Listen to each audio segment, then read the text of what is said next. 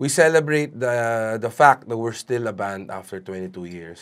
What do you think contributed to that type of longevity? How have you been able to stay in the scene? Na yun nga, ang dami mong colleagues na medyo huminto na sa pagbabanda or iba na yung mga ginagawa. Yeah. How were you able to stay this long in the scene? Feeling ko ano rin sa pagpapalaki rin.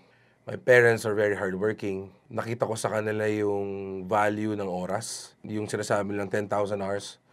If you do one thing that you really love, day in, day out, may product yan afterwards. So nung nagsisimula pa lang ako, I never thought of like yung itong nangyari sa amin. Never siya naging parang yun yung dahilan kung bakit ko ginagawa to.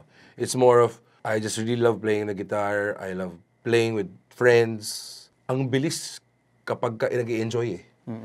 Mabilis lahat ng bagay kapag masaya ka eh. So, yeah, of course, may mga highs and lows. Pero yung generally kapag ka alam mong if it's a bad gig or it's a happy gig, pero you go back to your house, pero, oh wow, I mean, yun yung trabaho ko.